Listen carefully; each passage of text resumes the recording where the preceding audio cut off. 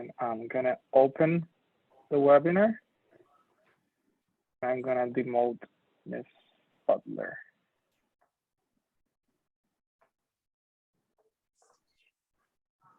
All right.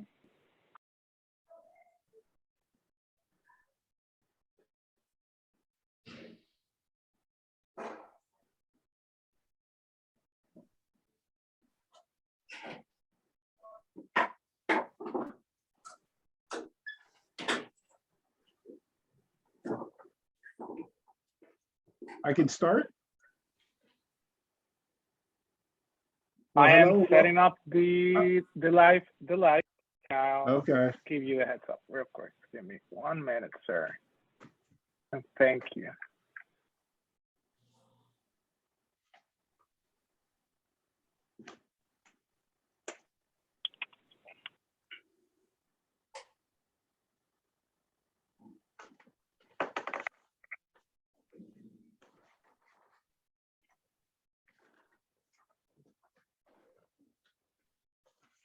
You're good to go, sir. Hello and welcome to the City of Reading's Mental Health Series. This evening, we are going to have an informal discussion about mental health. We know the last 2 years have been very tough for all of us because of COVID, the pandemic, the isolation, and for some folks, not being able to talk to loved ones and being able to talk to even coworkers. We're hoping that this series, which is going to be 4 sessions, will be just a small part in helping our fellow citizens to better manage the situation. We have some very good guests for you this evening that are going to give you information that's going to be helpful, and that we are going to delve into a couple of areas that are, within the mental health realm are very important, the basics, so that we would know. Thus, the first session is called Mental Health 101. I believe our mayor has some words of wisdom or appreciation for us. Mr. Mayor? Thank you, Mr. Butler. Good evening, everyone. Allow me to start by saying that it is a tremendous honor for me as the mayor of this beautiful and amazing city that so many professionals of your caliber are taking the time from your busy schedules to have these much needed conversations with our community. I'm aware that we are streaming and we will remain available across all our platforms. We have wanted to do something like this for quite some time, let me tell you. And like other similar situations, it was very challenging for many reasons, to say the least. However, I would like to thank each and every one of you once again, the partners that have made this happen, especially District Judge, the Honorable Tanya Butler, who, along with me, this series came about as a conversation to make it a reality based on the circumstances that she has seen both in her professional and her daily lives, as well as mine. It's no secret that I have a child with special needs, an autism diagnosis, and I also worked as a federal licensed health insurance agent prior to my current employment as mayor. And I knew that, before COVID, that was challenging with mental health needs and services. And obviously through COVID, that has increased. So it was very important for me to have these kind of conversations. So to the people of Reading and those tuning from afar, please be willing to receive and share this valuable information and the resources that will hopefully ignite some meaningful information that you can bring back to your home, your workplace, and of course, our community. Some often say that speaking about mental health is a stigma. Well, we better start somewhere, right? And this is somewhere, to say the least. So I know that these incredible individuals that you guys are going to be listening from are going to possibly transform your lives in one way or another with a wealth of information. And for that, I am grateful. So once again, thank you. Once again, God bless you all, and happy holidays in the interim. Yes, sir. Thank you. Thank you. And the mayor has hit the nail right on the head. We're just hoping from the series, if we can help one person in this community, it's worth the time and effort spent. What I want to do now is go ahead and introduce our panelists. We have a distinct bunch here.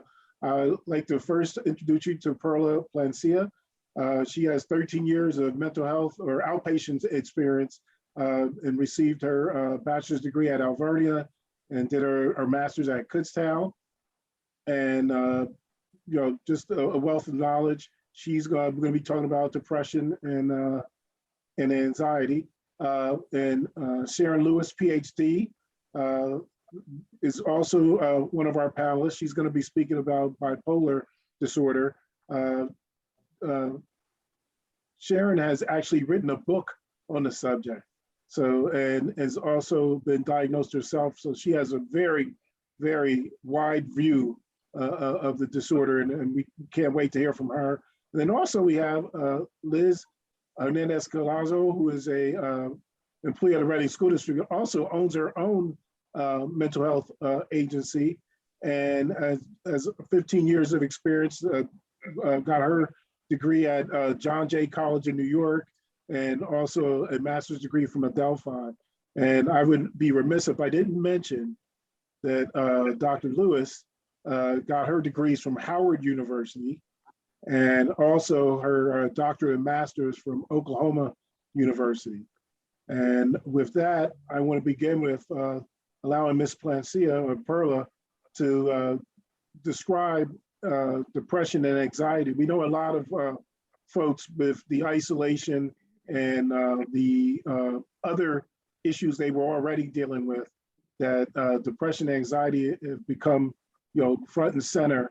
And we know they're also our most common disorders. So if you could give us an explanation or a description of these two disorders, and that would help tremendously.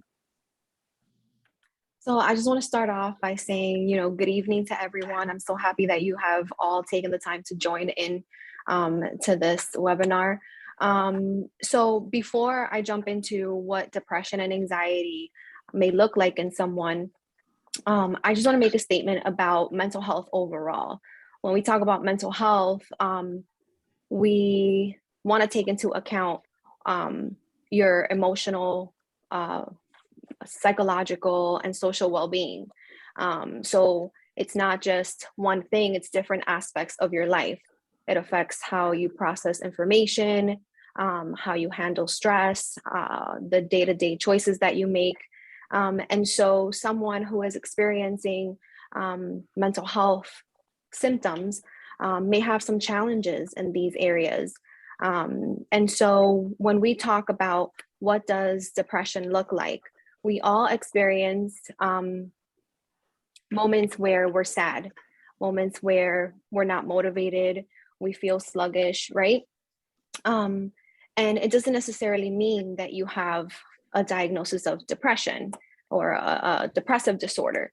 But for some individuals, these symptoms, along with others, happen on a daily basis, all day. And so, when that starts to happen, that's when, getting some help, talking to someone to figure out if this is something that's a true disorder or not is recommended. So when talking about depression and figuring out, okay, am I having a depressive episode? Do I have a depressive disorder, or does my friend, sister, mom having this condition? We want to look at certain things. So the first thing that you want to consider is, are you having symptoms of sadness? This deepness, sadness within you, where you start to feel hopeless, helpless, or worthless. Those are emotions that can be very powerful and lead to behaviors or thought patterns that may not be the best for your overall health or life. Something else that other symptoms that you want to consider for a depressive episode or disorder is feeling irritable, feeling frustrated. Even over small things, you snap. You may yell at your kids, or you may have little tolerance for, day-to-day things. Another thing may be you're not interested in the things that you used to enjoy. So you used to love to cook, or you loved running, or, different activities that you enjoyed, arts and crafts. And now you find no pleasure in those things. You're not interested. Even if somebody says, hey, you're such a good cook, like you used to do these things. Why don't you try that again? You just don't. And even if you try it, you don't find that enjoyment, that fulfillment that it used to give you. Another big thing that you want to consider is your sleep. So what's going on with your sleep? Are you sleeping too much? Are you sleeping too little? Do you stay in bed all day and you just sleep? You're just so tired. You're fatigued. You don't physically have the energy to get out of bed or do the things that you need to do on a day-to-day basis, like taking a shower, brushing your teeth, or eating. That's another big thing. You're eating too much to the point where you're gaining weight, or you're eating too little and you're losing weight very rapidly. Other people may notice these things in you. Another thing that happens sometimes for people with depression is they start to move a little slower. Like physically, they just look like they're slow, So seeing that in somebody else or noticing that within you, that's something to really consider and maybe talk to your doctor about. Frequent thoughts about death. And that can be a touchy subject. Not a lot of people are comfortable sharing, their deepest, darkest thoughts, right? Not a lot of people are open or feel safe sharing that with others, but having thoughts about dying, having thoughts about no longer living, feeling like if you're not here, it wouldn't matter. Like, what does it matter if I'm here or not? Those are thoughts, along with those other symptoms that I talked about, that may indicate that something is not okay.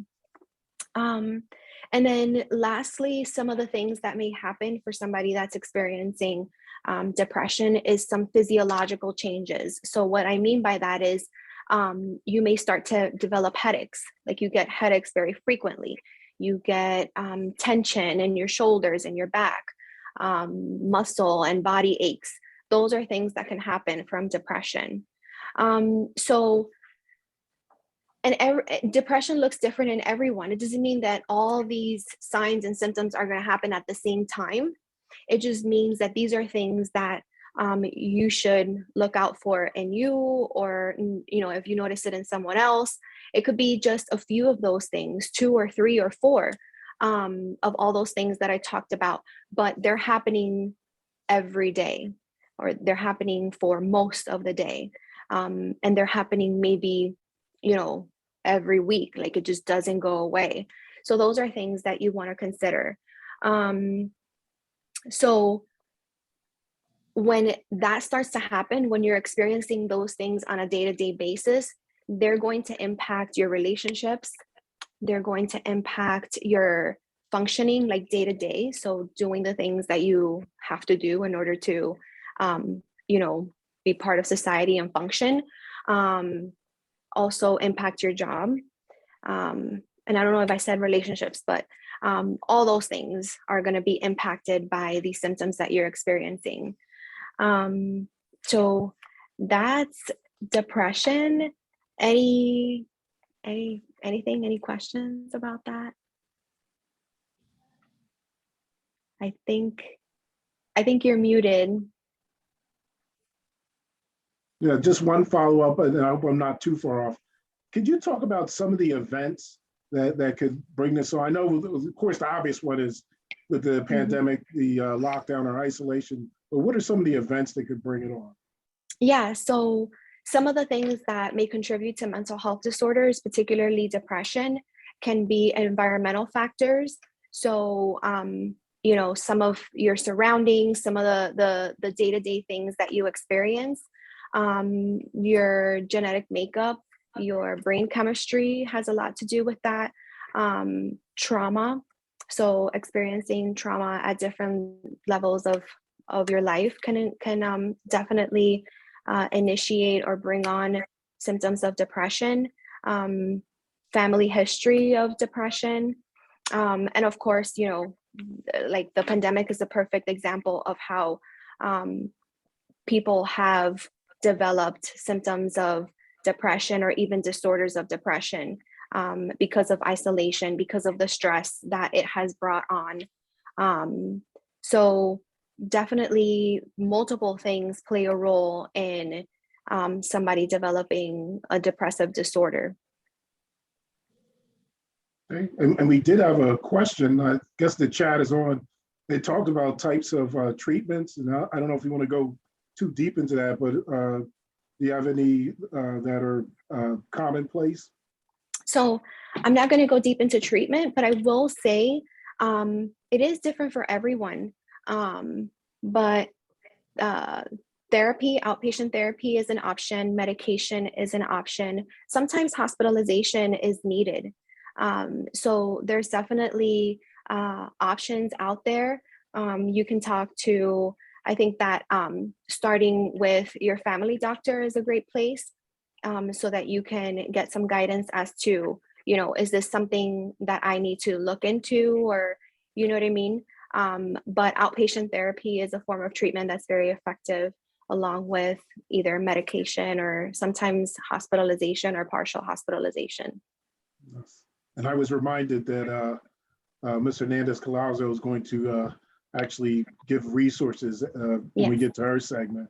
But one thing I want to do is, if anyone is as impressed as I was with your talk here, if they wanted to get a hold of you, I don't know if you want to give your social media or a way to contact yourself, but please feel free.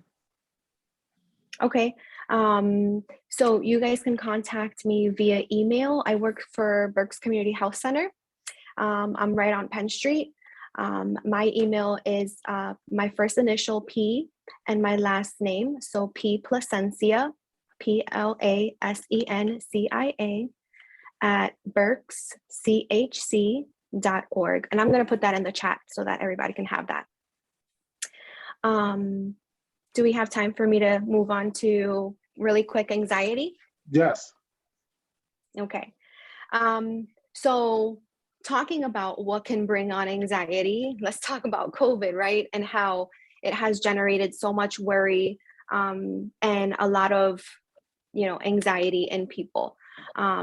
So some of the symptoms that someone with anxiety can experience are feeling nervous, restless, or tense. So you're just like very rigid, like your muscles are tight, everything is very tense. Having a sense of like danger, like feeling like something bad is going to happen, not feeling safe no matter where you are or what situation you're in. Having your heart start to beat really fast can be an indicator of anxiety. There's some physiological things like your hands sweating, your body shaking, maybe even experiencing some stomach cramps or feeling an upset stomach. Those are things physiologically that can happen to your body if you're experiencing anxiety.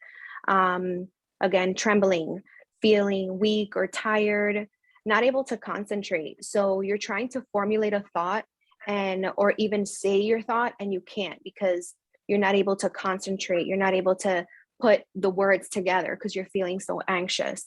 Having trouble sleeping is another thing, especially at nighttime when you're trying to fall asleep. One of the things that start to happen is your mind starts to race, and you just start worrying about so many things. You start worrying about, for example, your family, what you have to do the next day, what's happening in the world. So your sleep is impacted by that. And speaking of worry, your worry thoughts are getting to a point where they're unmanageable. So you're worrying constantly, all the time. It could be, you're at work and you're worrying about things. You're home and you're worrying about things. Anytime, it doesn't matter what time it is, you're like worrying about something. And that can generate, physiological responses to anxiety. And lastly, having the urge to avoid things that trigger anxiety. So like, if you're particularly highly anxious when you're going to the grocery store, you may download Instacart on your phone and have your groceries delivered. So you're avoiding the situation so that you don't experience the symptoms of anxiety. And there are a number of diagnoses that fall under the category of anxiety, but these are some general signs and symptoms that can indicate like, hey, something is wrong, something's not feeling right. We should get checked out. We should do something about this. Wow, I'm back there at worry thoughts. I thought that was I don't know if that's a term that's used a lot in the field or whatever, but that is definitely given me a place to go and asking questions. But worry thoughts, I thought that was really nice that you brought that out. And I guess the other piece I would say that I picked up from it was back when you were talking about depression, that you could have thoughts that are not necessarily depression, everyday things, but recognizing and being aware of yourself, that it's important that you seek help if you think that it's becoming rampant or on a daily basis. So Right. Yeah, but thank you so much. That was a good nugget for me. That worry thoughts, I think that's a big one that we need to ask folks that are showing signs or exhibiting signs. Yeah, definitely. And I think that a lot of us don't notice how our thought patterns are impacting our day-to-day life. It could be, from those worry thoughts to thinking the worst is going to happen, or, predicting the future, or mind reading. All of those things are what we call in my world, some cognitive distortions. They really impact, how we see the world, and then impacts how we feel, impacts how we behave. And so, these are just, I hope that you're listening to me and you're not diagnosing yourself, but you're listening to me and saying, maybe I should pay attention to some of the things that I'm experiencing and seeing if, I need to talk to somebody. Wow, thank you. That was priceless. Just your last few words there also were very, very good. But thank you so much. You really appreciate you participating. Do you want to give your social media one more time? Somebody want to get a hold of you? So my email is P as in Peter again, LASENCIA at berkschc.org. Okay, and I know we had questions in the chat. The one that I saw very quickly, it talked about menopause. I am the last person to ask about that. But did you want to talk about that as a precipitating event? Yeah, so menopause comes with a lot of not only physical changes, but it does impact your mood. Think about it, like you're going through a major life change. So it's a transition. That in itself, like that alone, is something that can impact someone's mental health. So the transition, right? Where now, your body is going to behave different. But then your hormones are also not very stable. And that can 100% generate either feelings of depression, anxiety, or just make your mood unstable.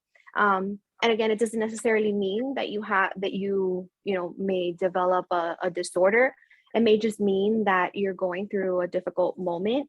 And speaking to a therapist, for example, may be beneficial in helping you process what's going on, the changes that you're experiencing, not like physically, but also I know that some things happen or are affected when you're going through that, like in your day-to-day life, in your relationships. So it's definitely something, menopause is definitely something that can impact your mental health. Wow, thanks again. I want to move on, but what you were talking about is so powerful, but we want to welcome, remind our registrants or participants, please go ahead and put questions in the chat. We are going to try to get to them. If not, we are having a series, and we are going to make sure that we get answers to you for your questions. But I want to make sure we have time to get our other panelists in. I want to transition to Sharon, who is going to talk about bipolar disorder. And I think she, if you were on and heard me read her background a little bit, she's very qualified to talk about this and from a lot of different perspectives. But Sharon, you want to give us the description? Hello. Yes. Hello. My name is Sharon Lewis, and thank you so much, Scott, for introducing me. I live here in Oklahoma. I'm a tenured professor, associate professor of chemistry at Langston University, which is an HBCU. And I've been living with bipolar disorder for 25 years. This is my 25th anniversary, okay? And I like when someone talks about my successes first before I actually then dig into actually living with bipolar every day. And so I was first diagnosed fall of 1996. Bipolar disorder is a little bit different from what Perla was talking about when she was concentrating on depression. That depression is part of it. The other part is the mania. So in 1996, they used to call bipolar disorder Manic Depression. And so mania is characterized by extremely elevated and excitable mood, okay? I mean, you see certain children out here bouncing all over the place. Well, imagine a 30-year-old having that same excitability, okay? Mania, you have your thoughts, you can't concentrate. Now, first you have to start off with hypomania. Hypomania just makes you feel so wonderful because all of these thoughts, I mean, hey, I could write this book, I could write this journal article. I mean, just flood your mind and you're so creative. But then when untreated, hypomania ramps up into full-fledged mania. Now, there's two types of bipolar disorder, bipolar 1, bipolar 2. I'm bipolar 1, which means that I'm normally in mania. Bipolar 2, those people are primarily in depression. Now, with bipolar 1, my first manifestation was a year-long depression. So I know that bottomless pit of a depression, okay? And I don't wish that on anyone, okay? So for 1 full year, I had that depression. I initially went to, I was in my second year of graduate school. And this is what happened. Second year of graduate school. Up until that point, I was able to just read journal articles, flip through journal articles automatically, understanding everything. All of a sudden, I hit a wall. And so I'm looking at a journal article and I can't even understand the first paragraph. So I'm reading it and I'm reading it over and over again, and I don't know what is in that paragraph. And so it scared me because it's like, what's going on? And I mean, at that point of being, 32 years old in graduate school, I had never heard manic depression. So it took us attending a church, Greater Mount Olive here in Oklahoma City, and the pastor started off the conversation saying, I am going to talk about depression. And I'm sitting there, okay, what's he going to talk about? And he started describing the symptoms that I was experiencing: lack of concentration, immobility, just irritability, just not able to function. And I really sat there and started crying because he was just checking off the list. But at the same time, I now had a word. I was empowered with the word depression. So with bipolar mania, you have manic and mania, but then also depression. I'm a rapid cycler, okay? Untreated, I'm a rapid cycler, meaning that I would have a week of mania. Well, then I would have a week of depression. So this is flip-flopping back and forth. And that's why for a visual for bipolar disorder, think about a roller coaster. You're going up the roller coaster, woo! You're at the top of the roller coaster. You're in mania. Now you're about to crash, woo, into a depression, okay? And you're gonna sit there for about a week, okay? Not feeling like getting out of your bed. And fortunately, I had 2 children at the time. So when I was diagnosed, my son was 5, my daughter was 4. I was in graduate school. And, they were my reason for living, okay? And so it wasn't a matter of I could just stay in bed. Not to mention, I needed to get on the road. I was commuting an hour and 15 minutes to get to school every day. And so this whole concept of staying in bed during the depression was not even an option. The mania was a wild ride. I remember one night I was in my car about 2 o'clock in the morning, leaving the lab, and I'm flying. I'm listening to my music. The road is clear. It's 2 o'clock in the morning. And the cop, he turns around and, he follows me and he pulls me over. And he's like, do you know how fast you're going? And I'm like, no, I'm not going fast. And he's like, you're going 100 miles per hour. And I'm thinking, and what's the problem? Now, I'm telling you, I was untreated there. So I didn't get, I know it, it's real. So that was in 1996. The depression lasted a year, and I did not start taking medication until 2005. I initially went to the psychologist at the University of Oklahoma, and she straight up told me, I need to refer you to a psychiatrist. She talked to me for 1 hour and understood, no, darling, you're too far gone. You need a psychiatrist. And so about 3 weeks it took for me to get in.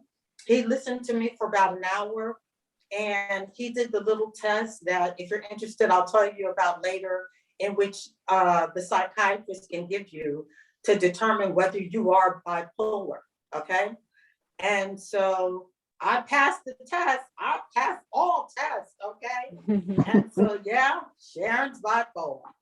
So he prescribed 3 Prozacs a day, and for me to see him twice a week. Due to circumstances, I had to discontinue that treatment. And so it took until 2005 for me to actually get on track and start seeing a psychiatrist and taking medication. I got my Ph.D. untreated. I got my Ph.D. in 2002. I started working as an assistant professor in 2003, and it took until 2005 for me to start the medication. So I'm bipolar 1 in that I have the mania and the depression. Bipolar 2 people only have the depression. Now, let's talk about bipolar for a second, in the sense that it is a chemical imbalance. You don't have enough neurotransmitters, in the sense of not enough serotonin, not enough dopamine, not enough neurotransmitters. Not only that, you can have mutated genes.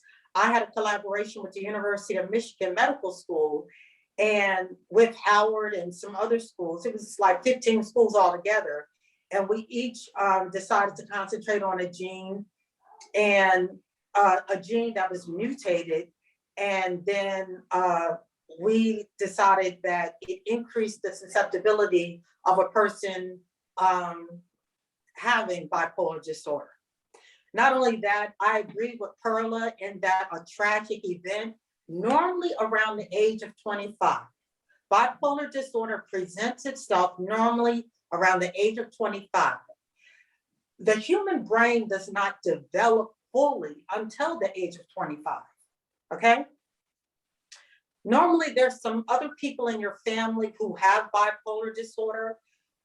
It may not be your parents, but other people in your family have it. And then, not in addition to it being a deficiency in your neurotransmitters or neurotransmitters not working correctly, then also folic acid and B12 deficiencies. And as far as with the depression part, when Pearl was talking about the depression with bipolar disorder, you feel this sense of guilt. And the deficiencies in B12 and folic acid just seriously just have you in a mode of feeling guilt. I mean, you just take on the world. You know, if somebody's dying, okay, I feel guilty over this. I can't help this person. I mean, this looming feeling of guilt. And then at the same time, you feel like you're on a swing, you know, and looking at the rainbow thinking, oh, I made that rainbow. I mean, bipolar disorder untreated gets to the point of hallucinations, okay? Mm-hmm. It almost can present itself as schizophrenia, okay? And so then I was diagnosed in 96. Then my symptoms, like Perla said, the lack of concentration, as I said, as far as not being able to read journal articles. Another event that it will, you know, stood out in my mind is I went to the mall one time. I went into the mall and went shopping, and then I could not figure out what entrance. Where was I to exit? Where did I park my car? I actually went to 3 different exits, walked out, looking for my car, was pressing the button, the alarm, the transmitter. I ended up walking around 3 different exits, their parking lots, going deep into their parking lots before I found my car. That lack of concentration is real. So the bipolar, you've got the mania, and then you also are saddled with the depression, with the lack of concentration and the inability to make decisions. Go into a restaurant. Okay, yes, I want a salad. No, I want a steak. Oh, I'm sorry, I want this. Just the inability to make a decision, okay? There's times that I remember I was supposed to go to graduate school. It was easy for me to get the kids dressed, take them to school. But then it was like, when I came back home to then get myself prepared, there were times that I just sat on my sofa, keys in my hand, immobilized, thoughts just flashing through my head. Okay, I need to go. I need to get up. But I couldn't move. I just could not move. And so it was 2005. I was teaching a class, and one of my students, I was teaching a chemistry class. One of my students kept falling asleep during class. And I just pulled her aside and I said, am I boring? What's going on? And she said, no, I have narcolepsy. I see a sleep doctor. And I thought, a sleep doctor? Oh, wonderful. My goodness, I have not slept in years. And so I went to that sleep doctor, and he said to me, he said, I'm not giving you any pills. Your problem isn't sleep related. Lack of sleep is a symptom, but it is not your main problem. He said, have you ever heard of manic depression? I was like, oh yeah, I was diagnosed with that in 1996, and here we are in 2005. He said, are you taking the medication? I said, no, I'm not taking any medicine. He said, I'm taking my medicine. I'm bipolar. I'm taking my medicine. Why aren't you taking your medicine? He said, I'm going to get you in with a psychiatrist and you need to start taking your medicine. I'm not giving you any sleeping pills. So I then started that journey, that wonderful journey, started in 2005. And it took until 2011 for me to get to the right psychiatrist. I had 2 psychiatrists discontinue me as a patient because I wouldn't take all the medications that they wanted. I had one of them tell me, you know what, I'm just waiting to see you on the news. You are going to do something reckless and you're going to be on the news. He discontinued me, but he didn't realize that I was discontinuing him at the same time. I went to some other psychiatrists who had terrible bedside manner. I don't know why psychiatrists during that time felt the need to totally humiliate people who have a severe mental illness. Bipolar disorder is a severe mental illness. There are people that do not work. They get on disability. They cannot function, okay? They cannot function in an environment. Praise God, but for the grace of God, I am able to function, okay? How I got a Ph.D. with no medication, grace of God. That's straight up the grace of God. Well, Okay? one thing I would ask you, and I do believe that it is the grace of God also for you. And knowing you personally, one of the things that I'm thinking is I've got to see a tape of one of your classes. But anyhow, can you just give one tip on how you've managed, like something that maybe somebody could use, not everyone, but something that you do, that how you manage? There's certain people that do not believe in medication. In 2011, Dr. Jeffrey Seaman was recommended, and I went to see him. In 1 hour, he took me off the 7 pills that I was taking. He put me on 3 pills. That was in 2011. It was a Monday. By that Friday, I could feel a difference. I went to him and I said, can we up that dosage? So when you're dealing with the medication for bipolar disorder, you can either take a mood stabilizer, an antidepressant, or an antipsychotic. For me in mania, I have to take a mood stabilizer. So that, for this reason here, when things are going so wonderful and I should be celebrating, I am steady. Just my arm is steady. So it's like, oh, this is wonderful. And I go up a little bit and I go back to my regular. When the world wants to bottom out, I go down a little bit, but I come right back.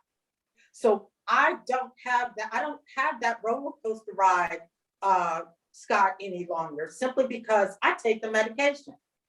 In 2011, he put me on the medication that I take right now. The only difference is we started off on that mood stabilizer, which is Lamictal, with 100 milligrams. A couple of weeks later, I asked him, could we increase it a little bit? We went to 150 milligrams. A couple of weeks later, I asked him, can we increase it just a little bit more?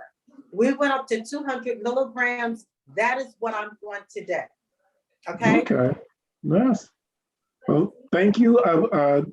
One of the things that I will forever take with me is, and I hear this from folks all the time, but I'm not totally sure how you handle it, but with the doctor and the situation that you had with them and how you were able to figure that out and know that, pick the person that was right for you, and that, not every doctor's totally correct, And Oh, I'm I was sure a there's guinea pig. patients. Yeah, yeah. Yeah, I was a guinea pig.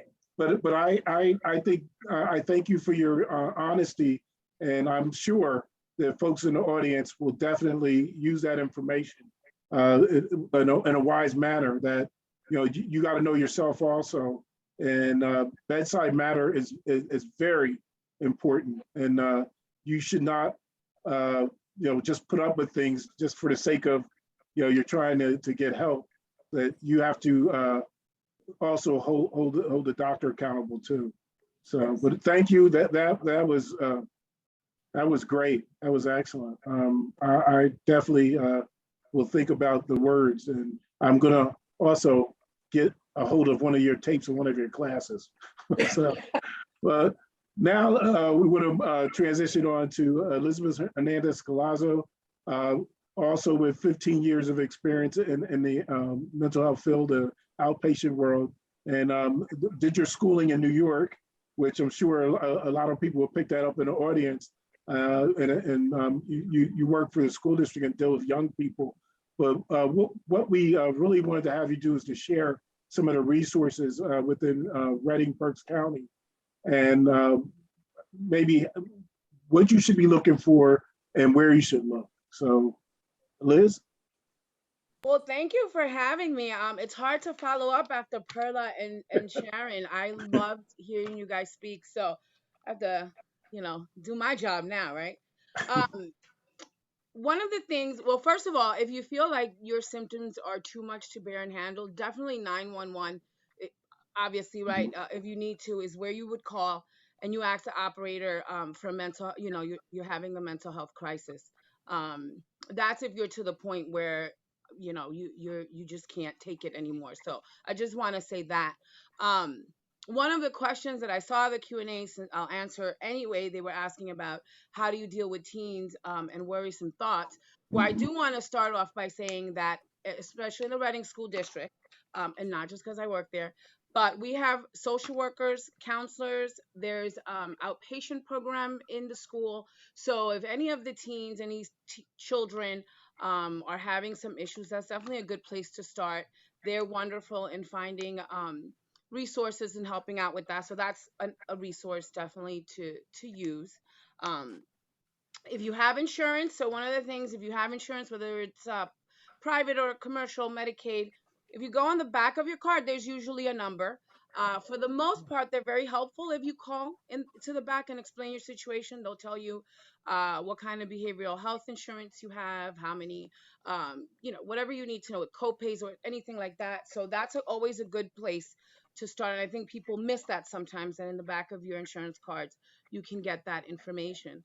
But one of the things I've noticed is we live in a technology world. So the internet, it can be sometimes not the best, but definitely it can be very helpful in situations when you need help. So one of the things that I hear a lot is, well, if someone finds me, I said, well, how did you find me? And the first thing out of their mouth is, I Googled and you came up, and so Google is definitely a good place to start. You put your area code, your zip code. One of the things that I want to touch on, and Sharon said this, and I firmly believe this, when you're looking for a therapist, if that's you need mental health, it's a relationship. You want to find someone that's a good fit for you. You want to be very specific. You want someone that can work with you if you have bipolar.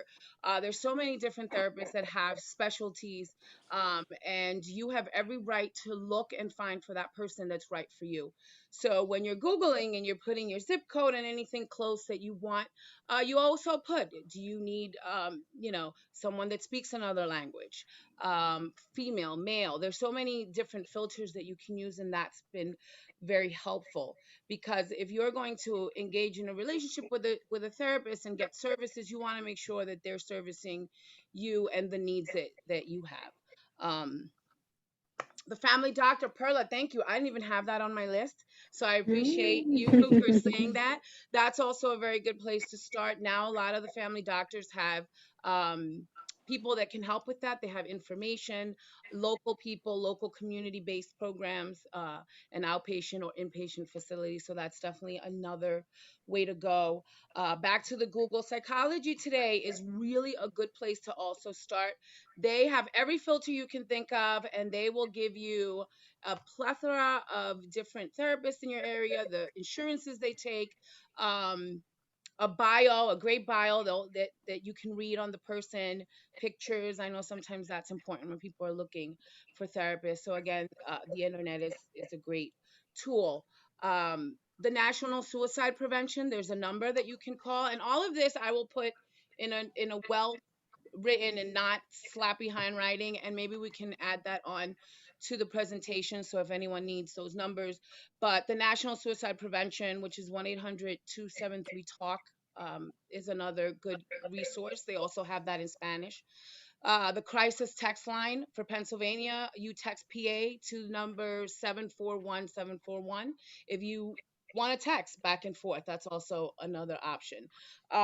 We have 211 with the Reach United Way, and they have great resources. Their website is really good and has different resources from housing to mental health, to a plethora of things that you can use as well.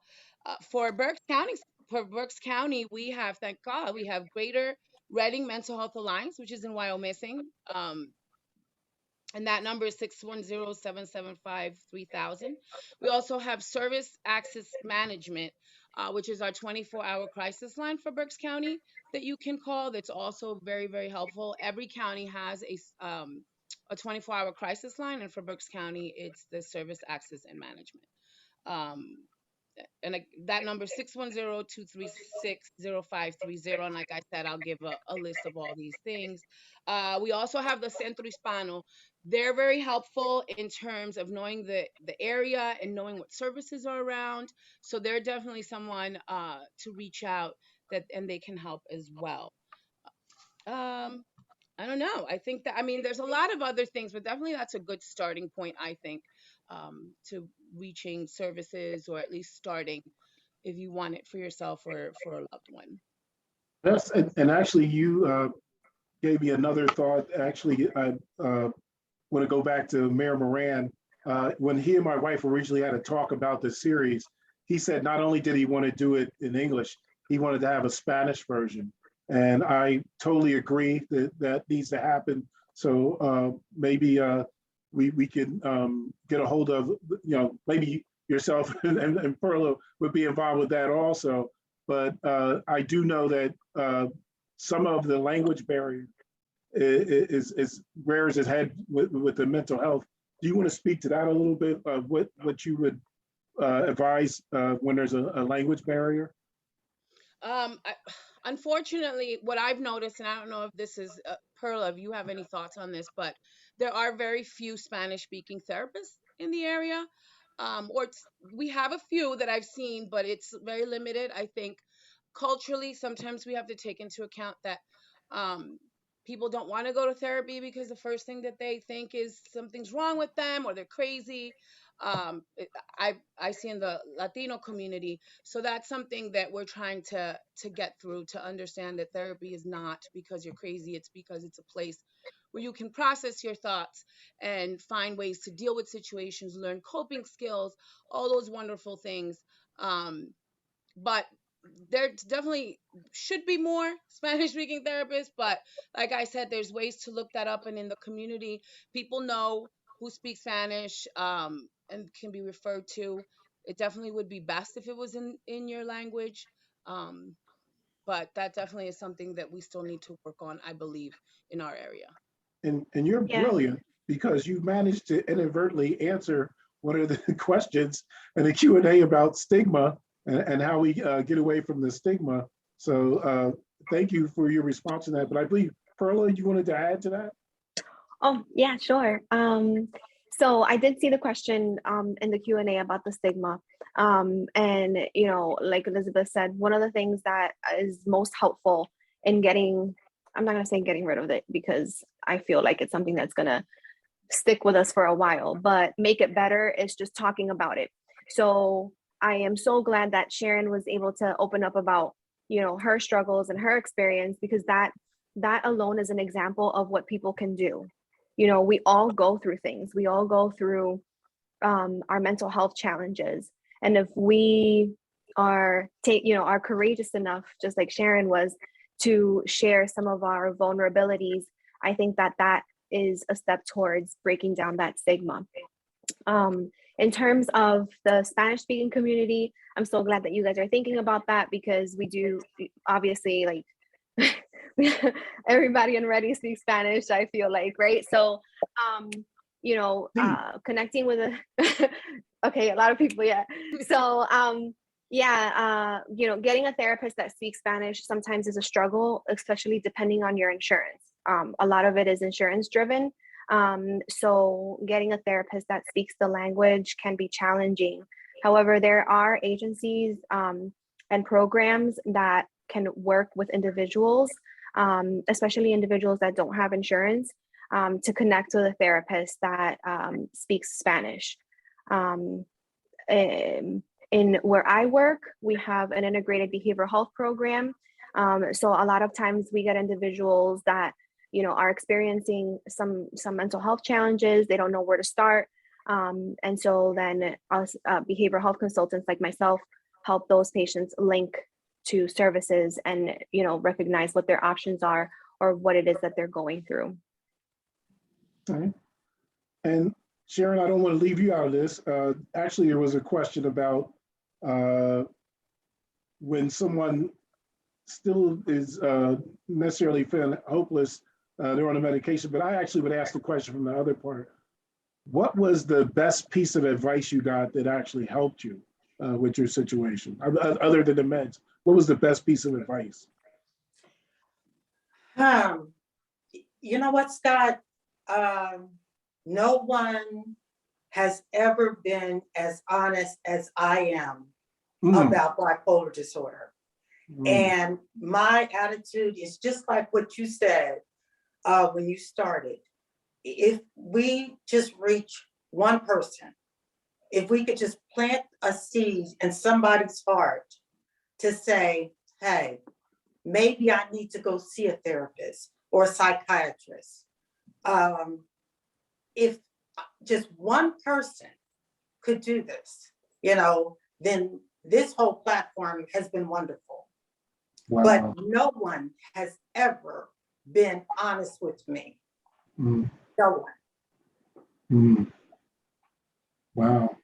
That's, thank you for your honesty. Thank you. One of the things that I'm sure the audience is also probably asking is that why we haven't mentioned the youth or teens. There is, the next session is going to be focused on them totally. And what, this 101 session was to get the common disorders out there and to get the discussion going. But we know that our young people are struggling. And, as a employee of the school district, we see that, and not just our school district, all the schools across the nation, and even at the college level, kids are struggling. So, but that will be in our next session where we're going to focus on the youth. I just want to go back and thank Mayor Moran and my wife, Tanya, the Honorable Tanya Butler, for having the foresight to try to put something together like this. She's seeing it in her courtroom. We're seeing it all throughout the city and the community. We know that we're experiencing behavioral patterns that we've never seen before. And it's important that we put the resources out there and try to give people the help that they need. And I think all three of you are to be commended for being forthright and giving information. I did forget to ask Liz to give her social media in case somebody wanted to get a hold of her. Liz, you wanted to give your social media? Yeah, it's a long one. It's Elizabeth, Elizabeth Collazo, Collazo, at innovativemindscounseling.com. I got to work on that. It's kind of long, but. Yes, no problem. And also, Sharon, I didn't give you a chance to now. I have to qualify this. Sharon's in Oklahoma, but it may be arranged. I can be a booking agent if you're interested I want to go. and getting her to the East Coast. And so here's my book. The book is called Consequences of Untreated Bipolar Mania. And in the book, I identify 7 consequences, okay? I mean, because I spent quite a bit of time untreated from 96 to 2005. And the book is interesting. Great. So you want to give that title again? It's called Consequences of Untreated Bipolar Mania. Sharon A. Lewis, Ph.D.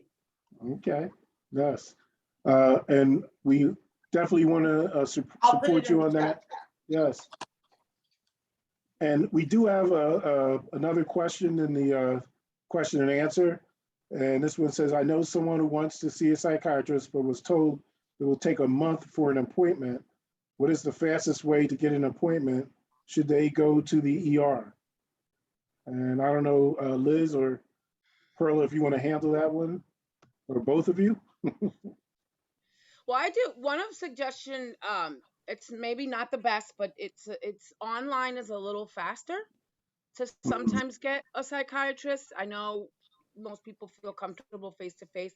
Unfortunately, and I'm sure Perla being in where she is has seen that it is correct. The psychiatrist and making appointments is a month at least to get an appointment. I don't know about the ER, but definitely sometimes you can get online because now that's, especially with the pandemic, they've opened that up a lot faster. So you don't have the same waiting period. I know with a lot of insurances, I'm not sure if you have Medicaid, but definitely that's an option to go that I can think of. Okay. Yeah, and I think it all depends as well on what the person is going through. If they need medication so fast that a month is not, a month is too much to wait, then maybe a higher level of care is what's needed. Maybe like a partial program where they'd be treated by a psychiatrist. So that's something else to consider. Most agencies have a policy to see a psychiatrist. So a lot of times you have to connect with a therapist first, go through certain screenings before you're connected with a psychiatrist. And, a month wait, 3-week wait really isn't that long. It seems like a long time when you need it right away. But, for a lot of the agencies, there's usually that month-long period to get established as a patient. And would you give any advice for like in the meantime, if you do have that long to wait, what you might do? Well, in the meantime, you're going to be connected with a therapist. So you're going to be having sessions once a week with a therapist where you're able to start to build skills, talk about what's going on, and have that support. Okay. And Sharon, somebody was asking, can you get your book on Amazon? What I did about 2 months ago is I discontinued all of my books on Amazon, but because the holiday is upon us, I'm reloading all of my books. And so this weekend I actually have 10 books that I published, and I'm going to upload 7 of those. And so this weekend I uploaded 3 or 4. And it was going to take a couple of days. I did put my email in the chat. So if you would like to email me regarding bipolar disorder, we can have a Zoom or any kind of discussion that you'd like. Okay. Thank you. I think one of the things that this whole session has brought out is that there are a number of people that could be helpful. And it's just a shame that all that information is not all in necessarily one place. But I believe that just putting the resources and just maybe by having your email or being able to get a hold of the 3 of you, like you said, we can help just at least one person. So I think it's important that we do that. Yes. And there was another question in the Q&A, and this one was about medication and the best way to help someone with bipolar. Do you think it is they also need therapy? And then somebody went there, they said, what about medical marijuana?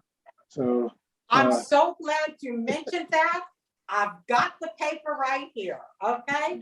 I'm gonna read what it says. The journal article says cannabis use and brain structural alterations. Okay, listen to what it says. Okay, it says, nevertheless, there is persuasive evidence. Wait a second. Persuasive evidence that there are associations between schizophrenia and alterations of dopamine levels, okay, and brain structural alterations. So when you decide to take cannabis, it causes psychosis and could be, it could contribute to your actual brain structure changing, okay? So not only are you going, you know, it says cannabis use and abuse occurs much more frequently in patients with psychosis than in general population. wow. So as I said, the human brain matures at the age of 25. When you decide to then introduce into your system the delta 9 tetrahydrocannabinoid, the THC, which is the main psychoactive component of cannabis, it causes dopaminergic imbalances. Okay, so bottom line is it's going to destroy your brain, physical brain. Can you imagine what it's going to do to your emotions and your mental health? It's not gonna be a positive experience. So the short answer is see your doctor and don't self-medicate. Don't self-medicate. You've already have a mental disorder. The comorbidities of substance abuse and mental disorders are documented. Wow, thank you. And there was another question in regard to the worrisome thoughts. And I told you I was going to be one that would resonate with folks, but this one, it was specifically talking about teens. I know this session is not necessarily on teens, but I didn't know, Perla, if you wanted to speak to that a little bit of how to help a teen with worrisome thoughts. So one of the things that can be helpful for teenagers, especially because a lot of times they don't feel comfortable sharing what they're thinking, verbalizing what they're thinking, is just writing some of those thoughts down. So grab a notebook, grab a pen or paper. Nowadays, grab your phone, your notes section, and just start writing some of those worry thoughts that you have. If you find someone that you feel safe with and comfortable sharing those thoughts, do that and do some reality testing. So those worry thoughts that you have that are, in your head most of the day, all the time, just like eating away at you, right? Talk about them with that person that you feel safe with and see if those thoughts really have substance, those worry thoughts, and challenge them, see how real they are. That can be something that's, helpful for teenagers.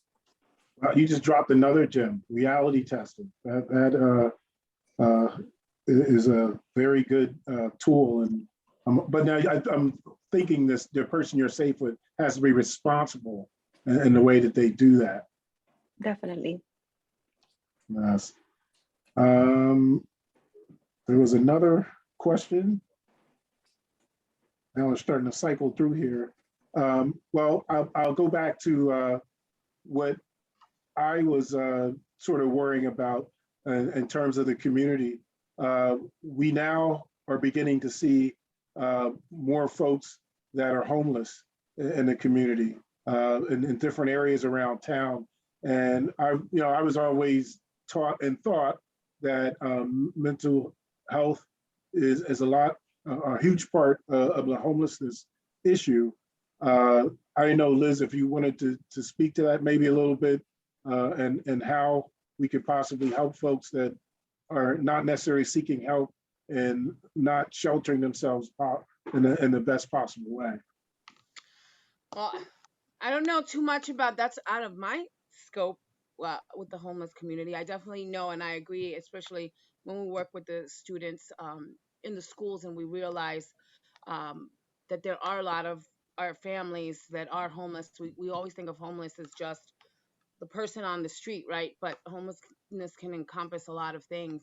I don't know too much about services in the community. So I don't know if not Okay. Sharon, because she's in Oklahoma, but Perla. Yeah, I saw you put it to her. It all Okay.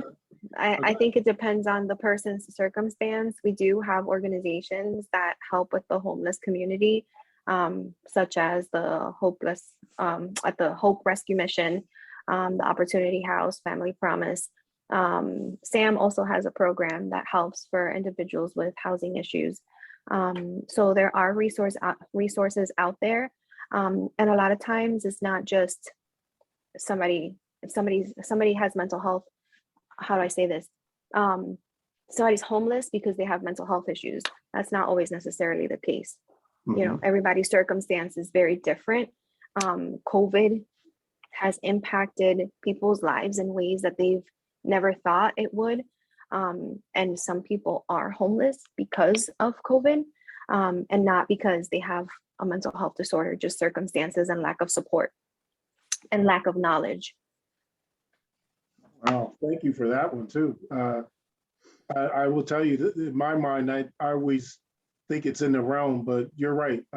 With COVID and with people in terms of housing and evictions and all that stuff, there's no telling what can actually be going on.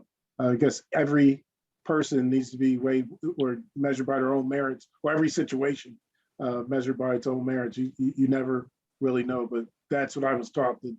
And most of my thoughts is that, something's going on that's mental health when I see that. But I will definitely, do a little bit more, I don't want to say probing, but get more information before I try to make up my mind.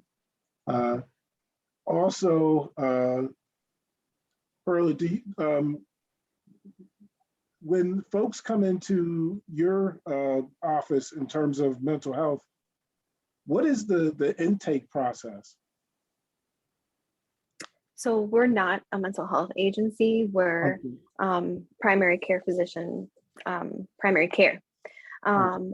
But we have an integrated behavioral health program. So our patients, individuals that see our physicians, if they have a mental health concern, the patient or the doctor, they're connected to us, and then we're able to assess and assist those patients. Okay. And so it need to have an integrated way of dealing with these folks, and we got to be sure that where we're going, that they can actually help you. Well, I've been given the wind up signal. So what I would like to do is once again, thank Perla for all her great words. Sharon, excellent. And Elizabeth, thank you so much. I'm hoping that this won't be the last time that we all get a chance to talk. And I just want to thank all the participants. We got a lot of great questions. I'm sure that some of them will be pushed into the next session because they were dealing with youth. But we really appreciate the City of Reading for coming in and helping us host this. Christian, you did an excellent job also, and I really appreciate everything you're doing. There is a flyer that's out on this mental health series. The next session will be December 7th. It'll be especially for our youth, trauma, isolation, and socialization. The next session is December 14th, which is grief, getting through the holidays and beyond. Wow, that's a great timing. And December 21st, mental health and substance abuse. I believe these are all on Tuesdays. throughout the month. And I just once again want to thank Mayor Eddie Moran and all our panelists. And I hope everyone had a great Thanksgiving and have an even better Christmas or holiday season. And please, any of the information that you heard this evening, if you can use it, please use it. And we hope that we were at least able to reach at least one person. Thanks, everyone, and have a great evening. Thank you, everybody. Bye.